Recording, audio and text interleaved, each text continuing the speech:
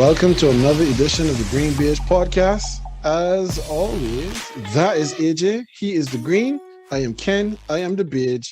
And joining us at the GreenBaje desk for the first time ever, Mr. Michael Hercules, aka Logz, of the Collective Bargaining Podcast.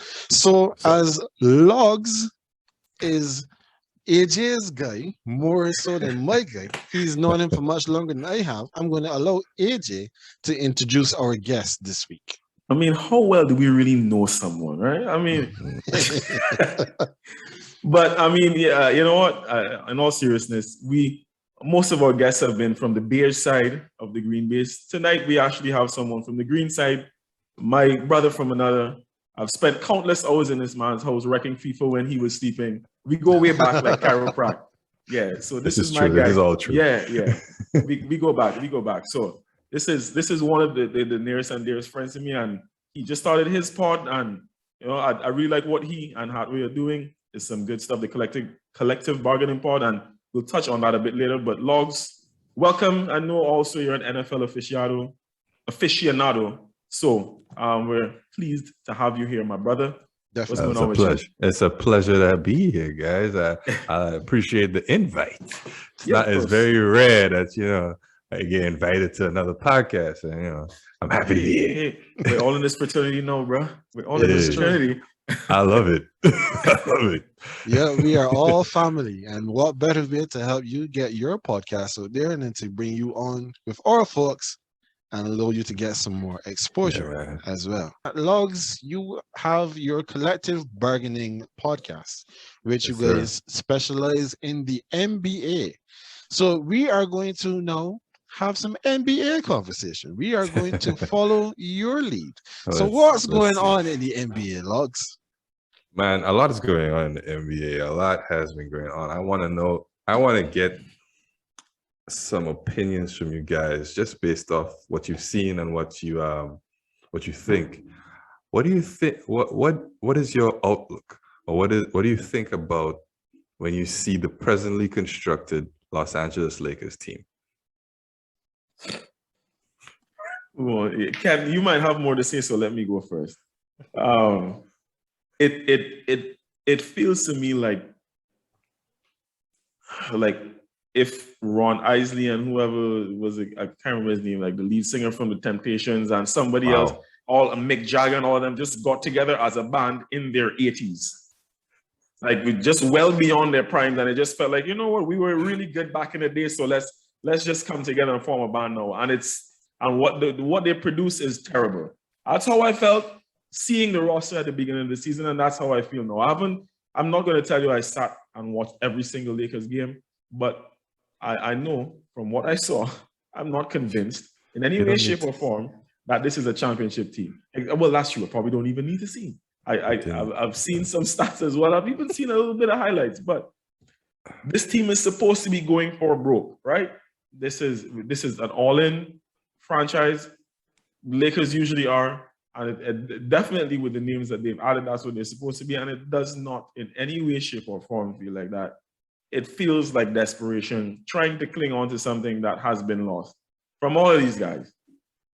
And I've never been very complimentary about Russell Westbrook. I think he's still a very good basketball player, but the guy is not it. And I don't even want to place the blame on him. I don't want to mislead and make it seem that I'm blaming him for their struggles. The unit just doesn't look good. And I don't know if it's only down to Frank Vogel as coach. He most likely is a problem too. But I just ain't convinced with what I'm seeing from the Lakers at all. Not as a championship contending team. Amanda didn't have a lot to say. You had plenty. I was not because I didn't get into any specifics and any technical, about the ball itself. Like, that's Ken team though. That's Ken team. Oh, well, look at that. Ken, let me hear what you got to say, bro. So the last two champions in the NBA have two of the worst coaches I have ever seen win a championship. I said consistently during the championship run of the the Bucks, the Milwaukee Bucks last season, the Bucks had the worst coach in the playoffs. I said it every single round, and they won the championship. I would have said the same thing too if the conversation was going in that direction when the Lakers won the championship in the bubble. But Yeah. no, what are we seeing? The Frank Vogel is not the coach that can fix the problems that this team has. So Correct. when you start with Vogel, then we get to the roster. So this roster looks like what any child would do if they were playing NBA 2K in 2014 and they were doing they just had free reign to just get anybody that they wanted on the roster to construct it however they wanted. We have an old ailing LeBron James who can't stay fit.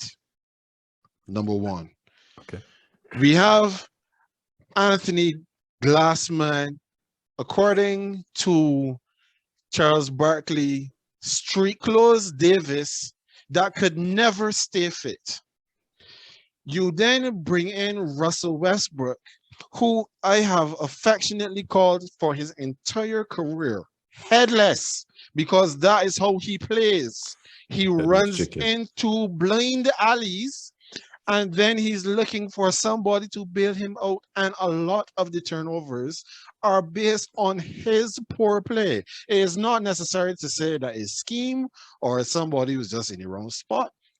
It is that Russ came down the key and then was throwing the ball to a spot that only he thought somebody was going to be. So when you then bring him in and you add in the fact that for his entire career, LeBron James has been extremely ball dominant. He does not let go of the ball for a point guard because he says he's not the point guard. For a point guard to run the offense. So you bring in Russell Westbrook, who is a point guard that's accustomed to having the ball in his hand. But now you're going to tell Westbrook he has to play off the ball. Westbrook is not a good shooter. He's not been a good shooter for pretty much his entire career. Even when you look at his free throw percentage, that has fallen off a cliff. So he is not Steph Curry to be moving off the ball, spot it, and get to a spot, and you give him the ball, he shoots and he scores. So if he doesn't have the ball, what purpose is Russell Westbrook serving? Nothing. So then you now have Carmelo Anthony, or should I say the shadow of Carmelo Anthony, because Carmelo Anthony has not been a good viable option, first option especially, since maybe his second season in New York. So you have all of these old players and Anthony Davis who can't stay fit. What am I supposed to feel about this team? How am I supposed to feel good watching them any night? We have DeAndre Jordan as the starting center, and all he can do is stand up in the paint. He's not that great defensively anymore, and he can't do anything from 3 feet out. You get him outside of the protected circle, and he is completely ineffective. Then he's standing there, so now he's clogging the paint for Westbrook when he's driving, for LeBron when he's driving. Thank God LeBron seems to have developed an outside shot in his latter years. But when you have Anthony Davis, listen, Anthony Davis is a get on my last nerve. Honest to God.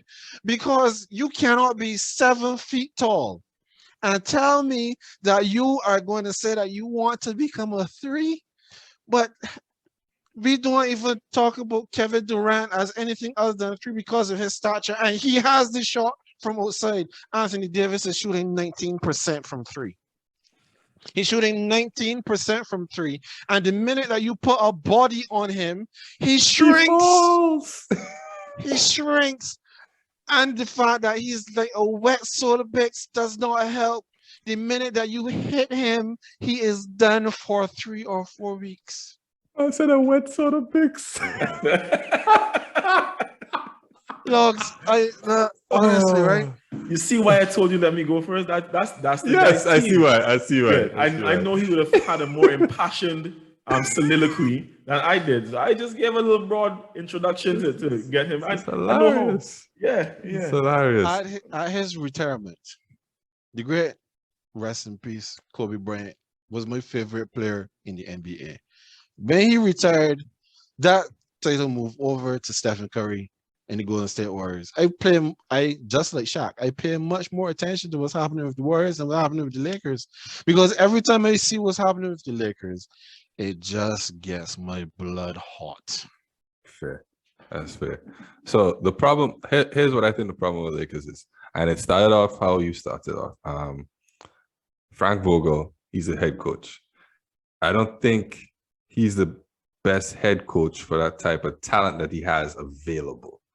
Also, his rotations are god awful, right? He doesn't play players or put in players in the positions that they need to be played at. So he would probably, I see him running sets. Well, just recently they added IT, right? They were running Rondo, Westbrook, and IT. Now that's going small, but you have two non-shooters, 3-point guards who basically need the ball in their hand. Yeah. Granted, IT doesn't shoot, it doesn't pass that much, right? The other Rondo and Westbrook, they pass more.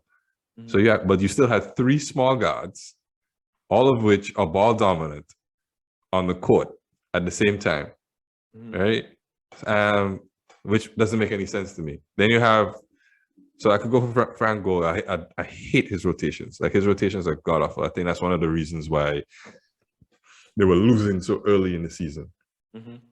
Like he was doing small ball. You have all these big guys. Like you won the bubble with the big guys, right? Stay with that. And if you check last season when he had Montrez, he didn't know how to use him at all. Like I was like, just put Montrez in the game. He'll kill. Yeah. Especially in the playoffs in the first round. I was like, why is Montrez not in a game? It makes no sense. You're killing right now. But anyway, then you come down to the players. When it comes to the players, you have to remember LeBron and Anthony Davis asked for Russell Westbrook. So they got what they wanted. You can see LeBron is GM. He gets what he wants. So they give him what he wants. And now it's a little difficult because Westbrook has never been known to make the best decisions when, right? Especially. Wait, did he a question though? Did he ask for Melo as well? Yes. Yeah. Well, he didn't ask recruit Melo. Yeah, that was just I wasn't suggesting that he didn't say that, but right. Yeah, he recruited Melo, and Melo came across. Melo wanted to come since Kobe was there, but he wanted the money instead in New York. But yeah, so it comes out. So it's them that wanted Melo. Then you have to think about who's going to play on the ball, and I honestly don't think the problem per se is Westbrook. The problem for me is Anthony Davis. Anthony Davis is considered a top 5 prospect. Well, not even a prospect, a top 5 talent in the NBA. Not anymore. I don't see it. I honestly don't see it. Like to back up what Ken said, when you put him in the post, he folds like he just folds. If you put a body on him, look at the matchup. They had a game the other night against the Timberwolves, and Cat just killed him. Just kept going. Cat went into the paint. Cat went into the paint, just bodied him inside. And every time he scored, you know what he said? He's too small. He's too small. Wow. Bruh. And Cat has not been playing like that for the whole season. But when he got up against AD, murdered. Right? He doesn't play his I think he's trying to play through injuries because most of his career he's been Mr. Glass, right? So this season he's trying to play. If you realize he's played a lot more games than we are accustomed to seeing him play games, but he had a shoulder problem. He always seems to have some kind of freak injury happening to him, rolling his ankle, some stupid thing and you're like, why AD? But yeah, so. I think he was trying to play through most of it, and that's why his production level has gone down. But AD needs to figure out what he wants to do. If he wants to be an outside guy or if he wants to bang in. He put on some extra weight at the beginning of the year and said he wanted to be a center. He wanted to play the center position. So show us that. Show us your post moves. He doesn't have any. He barely has a face-up game.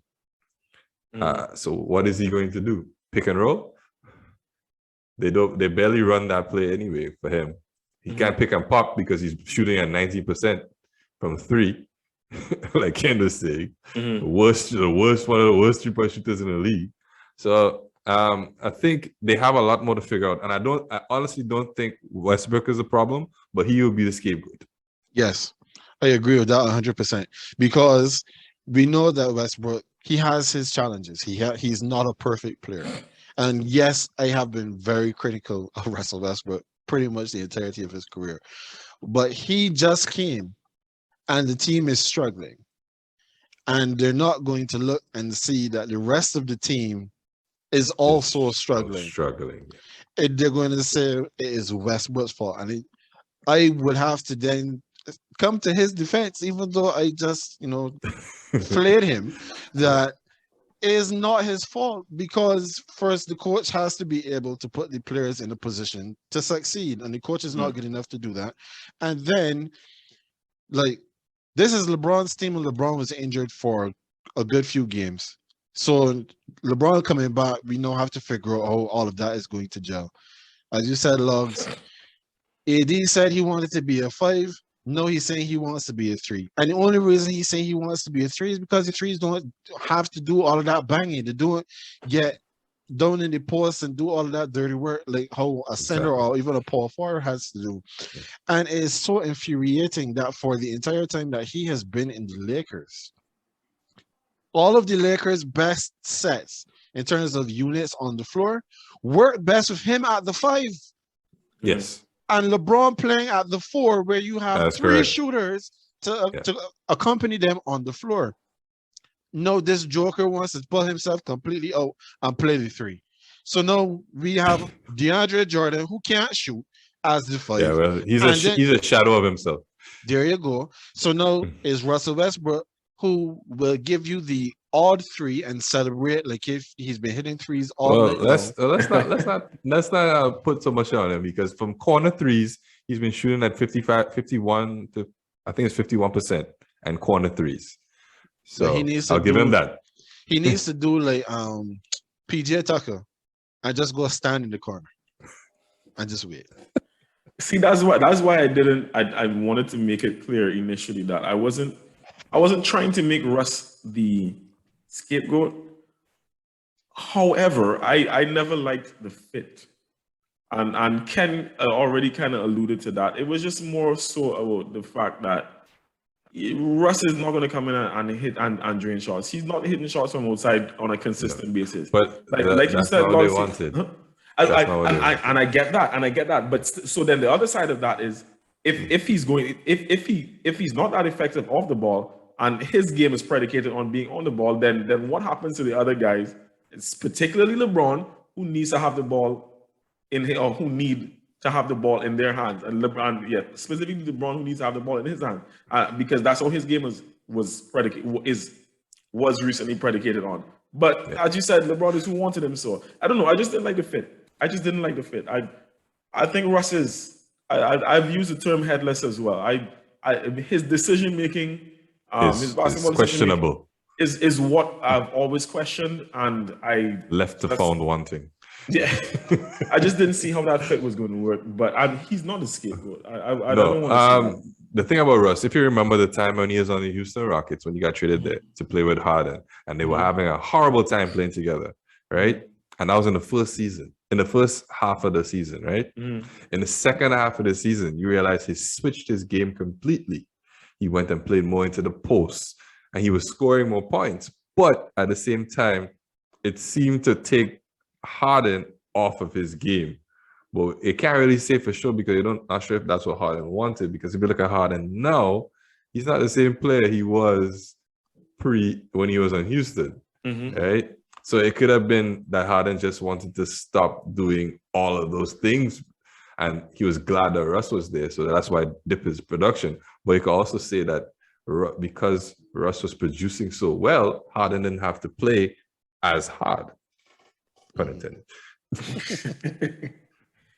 We actually had that discussion in the chat. You still have room to grow. But I also have to remember the Lakers team was never at 100% to start the season.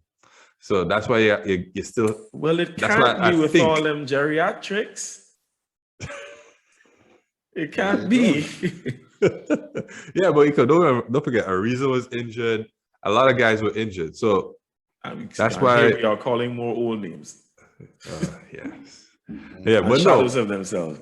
Yeah, but no, that's a factor because that's why Frank Vogel is not really on the bench as yet, because they still give him the benefit of the doubt because he didn't have all his players, and then you lost LeBron for half of the season basically, but this was a good time to show, all right, we have Westbrook, let's go out there, let's run some sets. He has no sets. Frank Vogel has no sets that he could run to, like a high pick and roll with Dwight.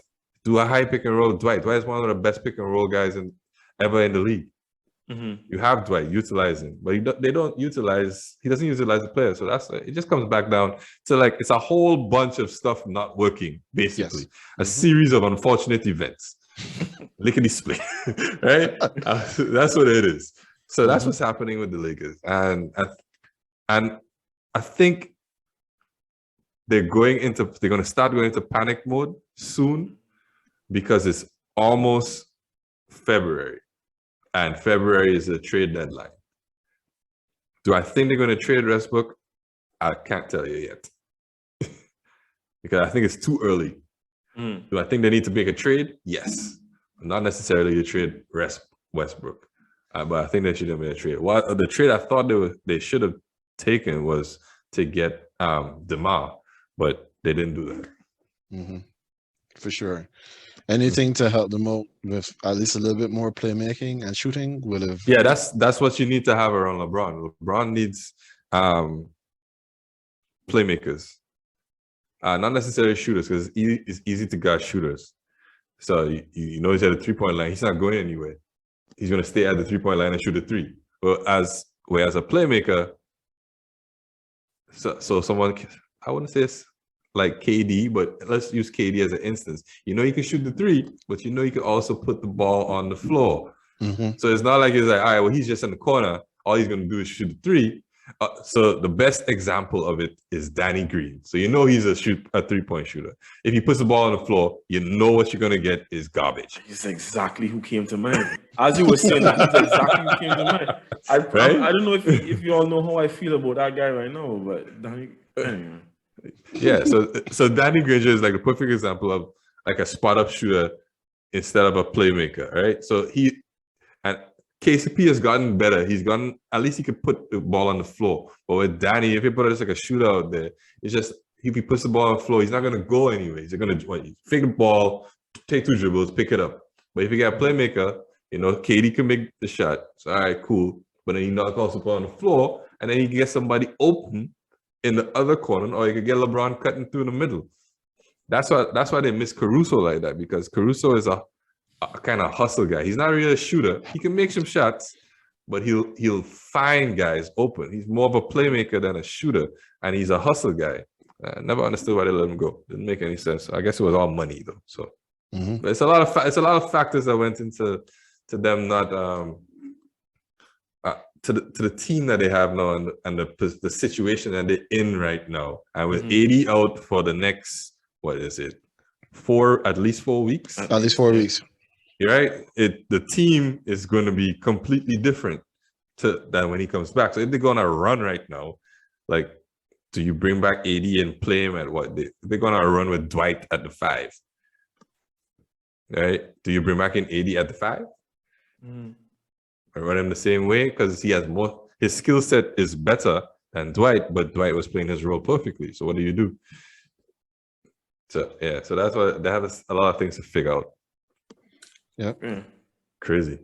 So to move on from the Lakers, so Ken has a little time to breathe. I'll go on to his other team. Did y'all think that the Golden State Warriors were going to be this good? No. Definitely not. You want to start with this on camera? Yeah, I'll keep this one. I'll keep this one a lot shorter. I never anticipated that the Warriors would have looked as good as they have in this early part of the season at least know before Klay Thompson even gets back on the floor. Jordan Poole's development has been Fantastic. phenomenal. Yes. He is far ahead of schedule. And the fact that he has been playing at such a high level, it gives then a credible second offensive option to the Warriors that Klay Thompson would have been. And that we hope that he still can be when he comes back from these two catastrophic injuries that he's had. Yeah. But when you look at what the Warriors have been able to accomplish with the bits and pieces that didn't really fit last season, but all of a sudden, no, they're fitting like hand and glove, and everything is looking so much better. Like even the acquisition of Otto Porter, even though he has not been playing big minutes, but he's been giving them quality minutes whenever he's been on the floor. They have Bielitsa, who was a bolt out of the blue in that first game against the Lakers, and he's come back to earth quite a bit, but he still gives them spacing. And as long as you have spacing and you have Steph Curry, who is healthy and playing at an all elite level, then you are always going to find that the Warriors, because they have a good coach who knows how to put their team together, they're always then going to be there or thereabouts. No, I was very surprised that like right now we're getting a lot of this buzz about the Warriors being like title favorites in December, because I still think that they still have a lot to figure out, especially when they get back Clay, they get back Wiseman. They're going to have to do some juggling. Some rotate, a lot of rotation adjustments. Right, but the fact that they have been as good as they are at this point in time, yes, kudos to them. And I would love to see them keep it going so Steph can get that next MVP trophy. I mean, you kind of basically said it. I didn't expect them to be this good.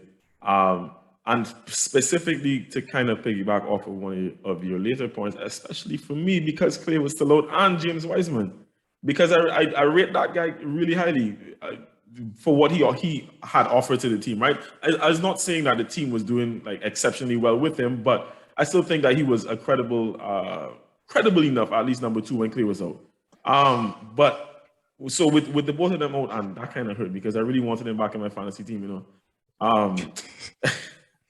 But that's really selfish. I wish a guy, you know, recovers from injury. But yeah, I didn't expect them to make this, because you mentioned Jordan Poole. You know who's been my unsung hero is actually the glove junior, the mini glove, the small glove. Yes. Yeah, he's been nice. Again, he's not a guy who's been playing big minutes, but the man has just been effective. And I like what we're seeing on the defensive side, looking like daddy, making daddy proud. Daddy. Yeah, I like it. I like it. I didn't see this coming. I didn't see them sitting at what is it? Is like they only have like 6 losses, right? Yes. Something like that. Yeah, I didn't see them at being this good at this stage. It may be a little challenge to reincorporate Clay, especially when he gets back. So we'll see how that goes. But at this stage, I am impressed. All right. So the thing is that the problem I have with the Warriors is, apart from the Clay, I think Clay would seamlessly fall in because he's already been in the system. The reason why they took that whole season, last season, that looked terrible, that was just, don't forget, Steph was injured, Draymond was injured, Clay was injured. So they were just trying to figure out all the guys, how they fit into the system, who we can use, skills that you present to the set, because don't forget, there's a whole system, and the system is Steph. That system doesn't work without Steph, right? So who are we going to play? How are we going to use you? And then we came back, everybody's healthy. The thing about Jordan Poole and the other young guys, like Jordan Poole, Wiggins, and us guys, I'm worried about when playoffs start, because playoffs is a different level. Playoffs is when gets defenses tune in more to guys in the playoffs, because that's who I'm playing. So I played you guys 4 times for the year already. I know what you can do. I'm going to watch the tape. I'm going to take away your left hand. What are you going to do then? or I'm gonna take away your right jab. What are you gonna do then? You know, I'm gonna put you in situations that I know that's not comfortable for you. So, and I know they don't have any playoff experience apart from Draymond, Steph, Iggy, and Clay. Right? The roster is a young squad. I mean, Wiggins been in the league for a while, but how many playoff series has he won? I think he was in the first round in Minnesota. They didn't win. Yeah. And he wasn't a major part, but I didn't think he was a major part of the team. But mind you, I love Wiggins' role. He's like a Harrison Barnes right now. And he's going to thrive on that Harrison Barnes role, especially when Clay comes back. Right? So I think they're in the So I think about how they lost 6 games. Suns are a half game ahead of them. Yeah. Oh, sorry. They're not even a half game. They're level right now because it's 25-6 and Suns is 24-5. So they're okay. But the Suns will have the number 1 seed because they have less losses. But yeah, so that's how I see that. I didn't think they were going to be this good. I actually had them, I think, as a 4 or 5 seed coming into the season. I didn't expect Steph to blow up. Well, I knew he was going to have a great season, but I didn't expect him to. He's making it look easy. Effortless.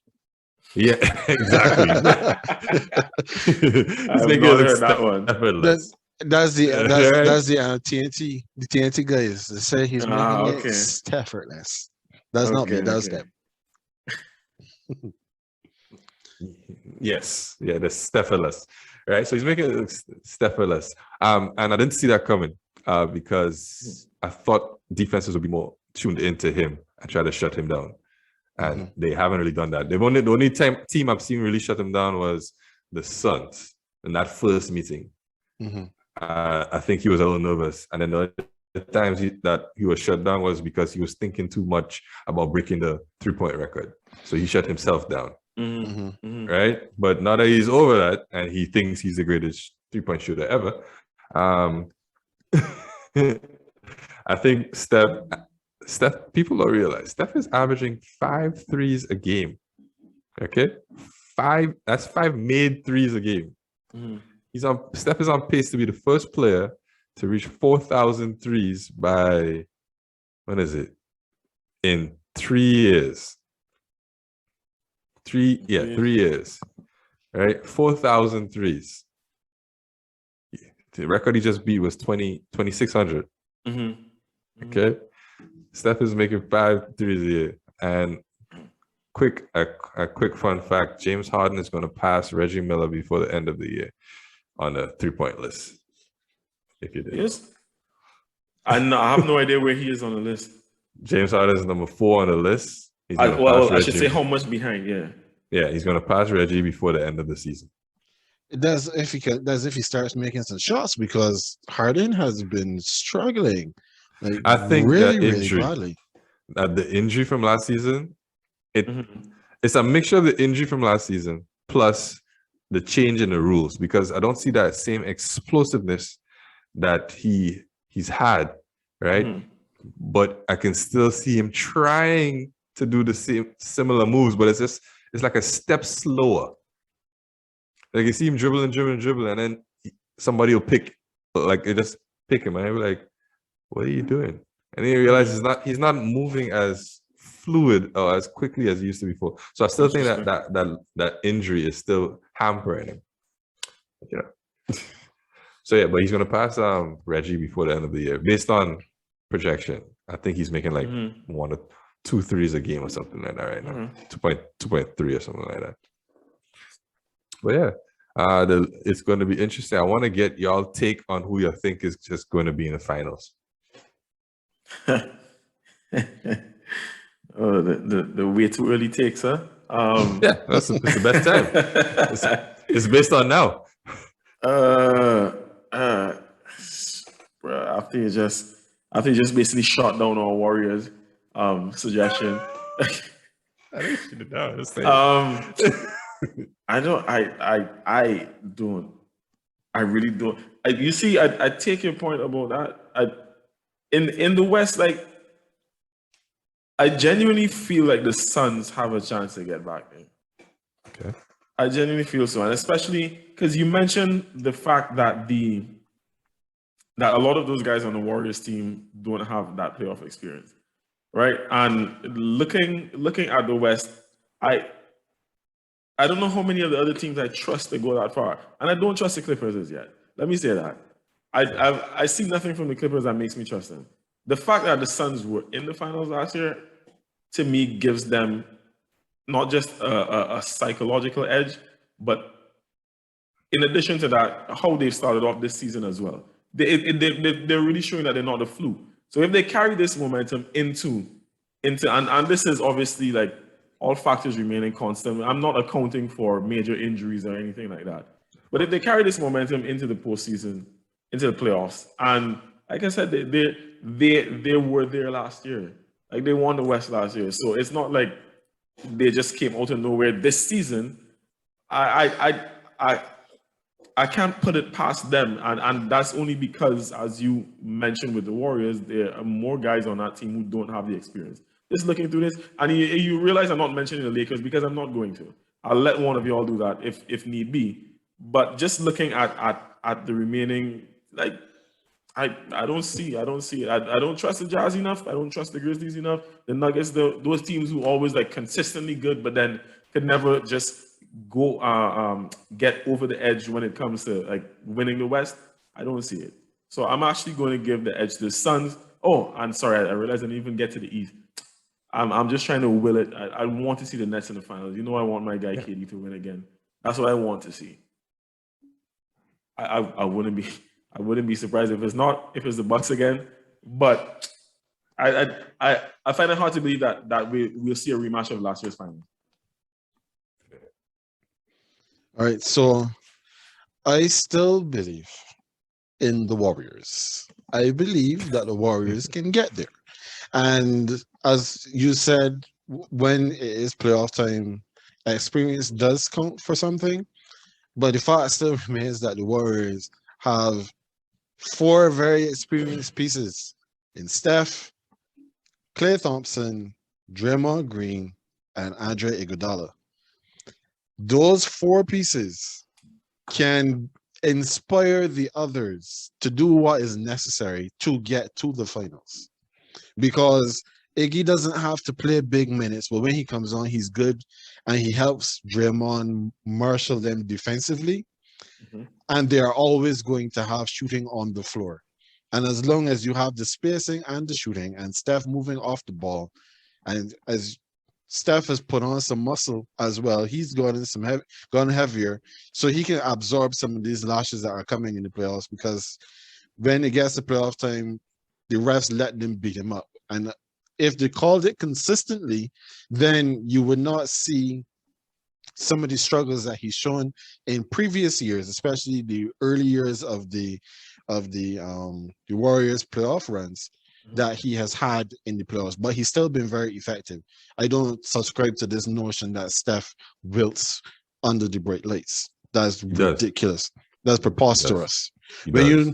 If a man is averaging over 20 points a game in the playoffs, that's not wilting. Crunch time. He's shown that in crunch time that he makes questionable decisions. Not Westbrook like, but his decision making, his shot decision making, his pass decision making, his play, all his decision making especially in the fourth quarter in crunch time has been head scratches. Like I trust Klay in crunch time more than I trust Steph. That is fair. I will concede that. However, when because we're not just talking about him, we're talking about the collective now. So you allow Draymond then to be like the de facto point guard. Steph plays off the ball. You have Klay Thompson, who is also running all over the place, provided his legs are still good. They have enough offensively to beat pretty much any team. in the league. And then when you look at what they are doing defensively, they are the number one team in the league on defense for a reason. If they're not number one, they are very high up there because they are restricting teams a lot in terms of the number of points they're scoring per 100 possessions. So when you take all of that into consideration from the West, of all the teams that are there, I trust the Warriors and their pedigree more than I trust any other team. And especially once they get everybody back, and if they come back fit, healthy, and firing, there's no other team other than the Warriors that I can see getting there. AJ, you don't have to worry about the Lakers because nobody's going to call them in this conversation. Nope. Now, when you look at the East, I still believe that Coach Bud is one of the worst coaches in the NBA. So from that perspective, I can't say that I put that much faith in the Bucks because there's only so much you can do if you're telling Giannis to take the ball at the top of the key and either drive, shoot, or pass to somebody if the defense collapses. You can only run that play so many times and it worked. So from that perspective, I do not believe that KD will be so tired that he doesn't recognize exactly where his foot is on the floor and shoot a 2 and not a 3, and therefore the Bucks then goes ahead. I mean, so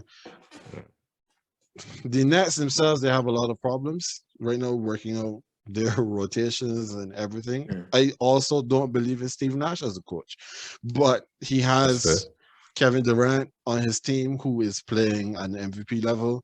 He has James Harden, and he kind of has Kyrie for the road games if they go the road that they have been saying. So if they have a game 7 on the road, maybe they decide that they just kind of like try to tank out the season and get to the number 8 seed so that they play all of their game 7s on the road, and therefore then they'll have Kyrie every time they go on the road for a game 7. Maybe that's what they do.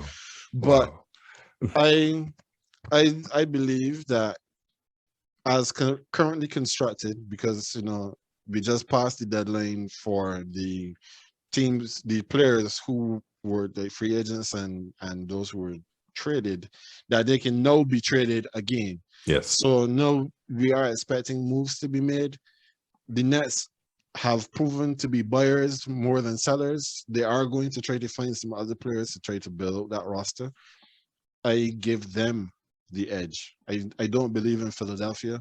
Atlanta is still too young. They haven't shown anything as yet to prove anything.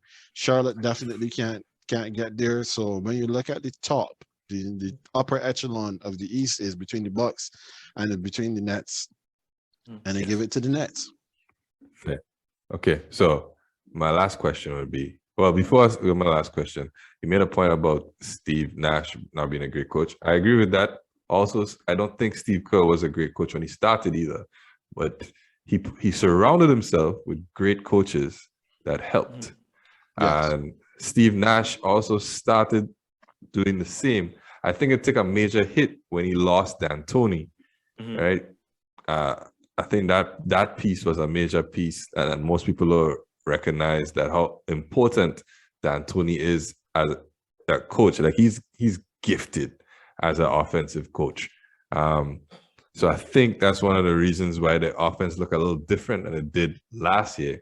And Harden probably not seeing or finding the gaps and spaces that he was seeing before because D'Antoni isn't able to point it out for him. But yeah, Steve Nash wasn't a great coach. He'll get there soon enough. Once he gets a little pointers, because don't forget, Kerr had to go by Pop and learn a lot. He had a lot of conversations with Pop, studied on a Pop, he played on a Pop, and he said that's how he became a better coach because he started to understand people, he understand the culture. I think that's still Steve Nash needs to go through the same thing. So my final question is, do you think the Nets can win the NBA championship without Kyrie? No. That was easy. Can't do it. And I agree as well. No, I don't see it. I don't see it. Wow, that was pretty simple, guys. I don't see it. Yeah, nah. Okay, you just okay. If you want a little bit more, I still don't trust the team defensively though, and and maybe they are better this year. Again, I'm not taking in every single Nets game. I mean, they're leading the East, so it's very possible that they are They're a pretty few solid at notches up. defense. Good. All right. So that's fair. I was going to add on top of that though. I don't trust that offense to be the best offense throughout an entire playoff series and then Eastern Conference series, 3 series, and then into an NBA Finals without Kyrie. Especially if you said with the way James Harden is playing and because you mentioned and we've seen that like it does seem like he's still injured. He doesn't look overweight, so it's probably injury. Yeah. So with all that, like KD can't do this alone. He can't. And without Kyrie, who they gonna be relying on? LaMarcus and Blake, Joe Harris. And Patty Mills, because they're looking to move Joe Harris. Joe Harris is because supposed he's to injured. Right, and as I was just about to say, well, he couldn't hit the broadside of a barn with a Oh pebble my last God. year Listen. against the Bucks. So I've lost all faith in him. So One of the worst shooting slumps from a 3-point shooter I've seen him in a long time. It was. If you know how annoyed I was on vacation during that series. I think you know, my wife was looking at me because I was getting really intense about that game. Yeah, but a lot of people don't understand, right? In that series, Joe Harris is a 3-point champion, right? Mm-hmm. One of the best 3-point shooters in the league, not just on the team, in the league. In the league, yeah. He is getting wide open threes, and he is missing them consecutively. Yep. It was a choke I don't job. think people. Yeah, I don't think people job. understand. I don't think people understand. That's exactly what I was telling you. This is what I was trying to explain to my darling wife. This is his job, and he's getting the space to be able to just do it. Nobody asking him to do anything extra. Just hit the shots. You get a wide open looks. Hit the shots, bro. Like nobody asking you to play, make or anything. Just hit the bro. Like I had a lot invested in that. You wouldn't question if Steph or Clay was getting those wide open shots if they were going to go in. You just knew it was going in, and like he was in terms of skill and 3-point skill, he's up there. He's supposed to be not up there with them, but close enough to threaten. Like I could be the next, and he just wasn't hitting anything. It was crazy. So and he hasn't played. I don't think he's played for the season, if I'm not mistaken. So I don't think they really need him per se, because they got Patty now.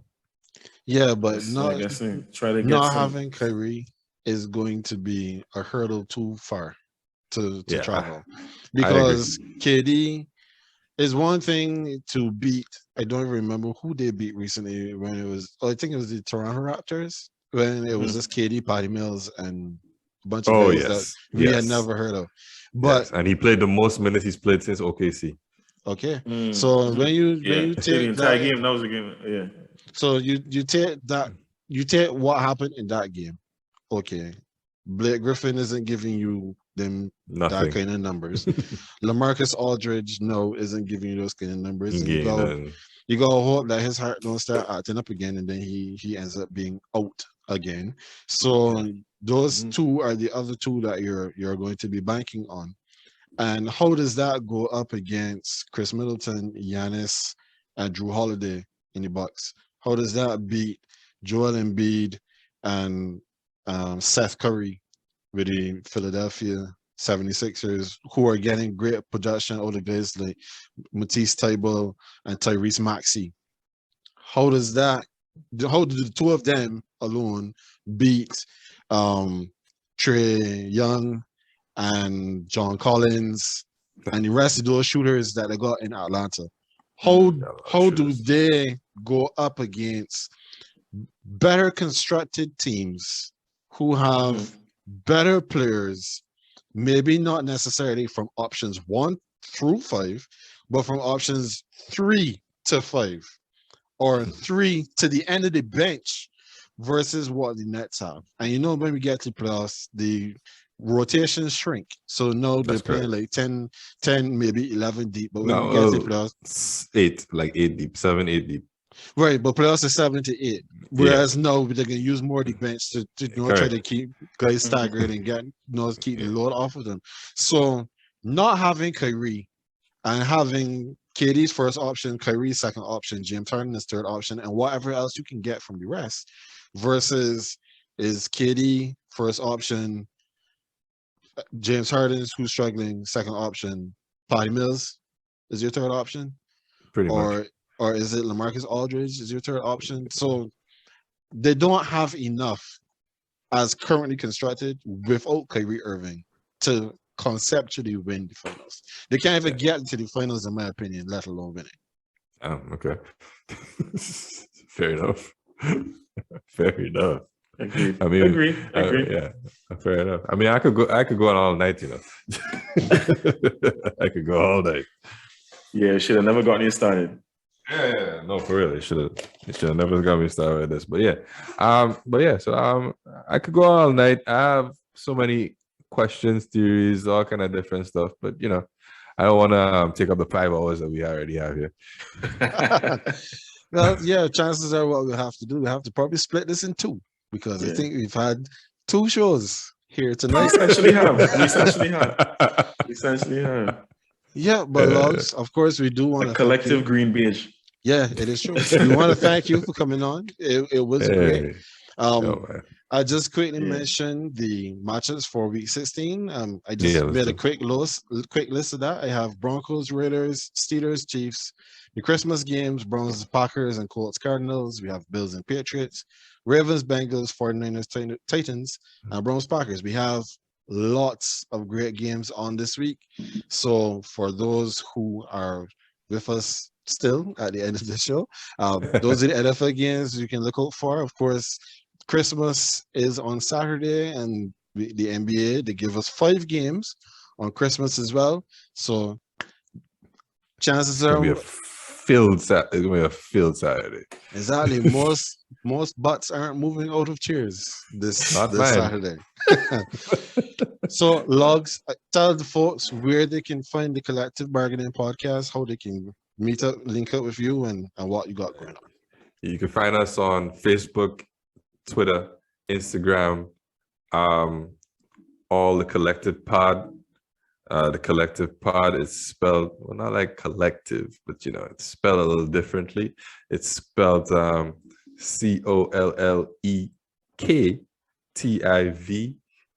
Pod, Collective Pod. That's how we have it on Instagram, Twitter. We on YouTube as well as the Collective Podcast, the Collective Bargaining Podcast. So YouTube, Twitter, Instagram, Facebook. You can find us all there. And AJ told me that you guys do a live show. Yeah, we do a live show every Tuesday and Thursday. All right. Well, we will definitely be looking out for you guys, and we'll have you back, especially when the NFL season is over, and then we just really spend some time talking about it up. Yeah. Definitely. I gotta get y'all can come on the show as well too. Whenever you want. Well, I can't speak for AJ. I'll speak for me. Whenever you want me, just let me know, and I'll do my best to be available. Yeah. I mean, your knowledge in the game is quite good. It's better than most.